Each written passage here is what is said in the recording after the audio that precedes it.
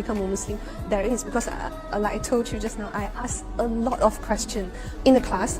The Ustaz said during Darurat, that means when you have no choice, you can actually eat pork. I was like, okay, so the statement is a little bit different. बिस्मिल्लाहिर्रहमानिर्रहीम। अस्सलाम वालेकुम दोस्तों, मेरा नाम है मोहम्मद अनस और आप देख रहे हैं राह जन्नत ऑफिशियल।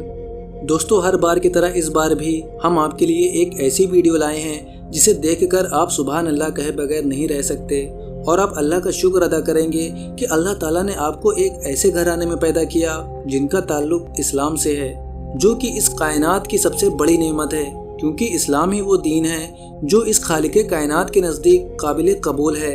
दोस्तों, इस वीडियो में आप देखोगे कि एक चाइनीज़ लड़की जो कि इस्लाम के ऊपर सिर्फ एतराज़ करना ही जानती थी और तमाम मुसलमानों को दहशतगर्द मानती थी, आखिर उसके साथ ऐसा क्या हादसा रहनुमा हुआ जिस वजह से इस चाइनीज़ लड़की ने इस्लाम को ही कबूल कर लिया।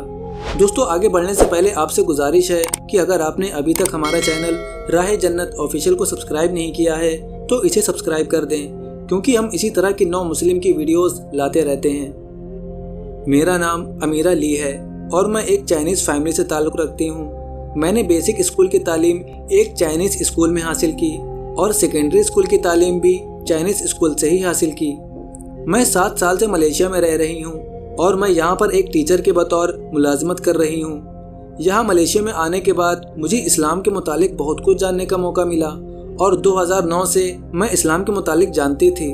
सोशल मीडिया वगैरह पर जो कुछ इस्लाम के मुतालिक फैलाया जाता है, जैसे कि मुसलमान दहशतगर्द होते हैं वगैरह वगैरह, मगर मलेशिया आकर जब मैं मुसलमानों से मिली तो मुझे एहसास हुआ कि ये सब लोग ऐसे नहीं हैं। फिर मैं शुरू में समझती थी कि शायद वो सब बातें भी सच हों, बाकी मुसलमान ऐसे ही हों और शायद सिर्फ मलेशिया के मुसलमान अच्छे हों और यहाँ के मुसलमान बाकी मुस्लिम दुनिया से अलग हैं। दरअसल हुआ कुछ यूँ कि आज से 7 साल पहले मेरे भाई की डेथ हो गई और मैं इस बात पर बहुत गमज़दा थी कि मेरे एक मुस्लिम कुलीग ने मुझे तसल्ली देते हुए कहा कि गम ना करो, ये अल्लाह की जानिब से है और अल्लाह जो भी प्लान करता है अच्छे के लिए करता है। शायद वो तुम्हें मजबूत बनाना चाहता है, इसलिए तुम्हें ऐसे दुखों से गुजार रहा है। बस यहाँ से इस्लाम की बहस शुरू हो गई और मैंने उससे कहा कि तुम साबित करो कि मेरे भाई की डेथ अल्लाह के बेहतर प्लानिंग का नतीजा है। फिर यहाँ से कुरान के हवाले और हदीस के हवाले शुरू हो गए और मैं दिन ब दिन इस्लाम से कायल होती चली गई और मैंने इस्लाम के मुतालिक बहुत सारे सवालात पूछने शुरू किए और मेरे सवाल इतने ज़्यादा थे कि मेरे कुलीग अक्सर हैरान होते कि तुम्हारे जहन में इतने सवाल कहाँ से आते हैं। फिर मेरे एक कुलीग ने मुझे मशवरा दिया कि यहाँ करीब एक इस्लामिक सेंटर है, बेहतर है कि तुम वहाँ जाओ, वहाँ तुम्हें इस्लाम की ज़्यादा बेहतर मालूमात रखने वाले लोग मिलेंगे जो कि तुम्हारे सवालों के ज़्यादा मुतमईन कर देने वाले जवाब देने की सलाहियत रखते हैं। इस तरह मैं कॉलेज से फारिग होकर शाम 5 बजे से इस्लामिक सेंटर चली जाती और लगभग रात के 9 बजे तक उसी इस्लामिक सेंटर में मौजूद एक स्कॉलर से इस्लाम की मालूमात सीखती रहती। फिर एक दिन उन स्कॉलर ने मुझे बताया कि हमारे सेंटर में एक इस्लामिक कोर्स का इनकाद किया जा रहा है। ये 5 दिन का कोर्स है, तो तुम इस कोर्स को क्यों नहीं ज्वाइन कर लेती ताकि तुम्हारी मालूमात में बेहतर अंदाज से इजाफा हो सके और वहाँ तुम जितने चाहो सवाल भी पूछ सकती हो। मैं ये सुनकर बहुत खुश हुई और मैंने कहा क्यों नहीं, मैं ज़रूर ज्वाइन करूँगी, क्योंकि मेरे दिल में इस्लाम के मुतालिक मालूमात जमा करने का शौक़ पैदा हो चुका था। मगर मसला ये था कि मेरे कॉलेज में सिर्फ 3 दिन की छुट्टियाँ थीं और मैं पूरे 5 दिन के क्लासेस नहीं ले सकती थी।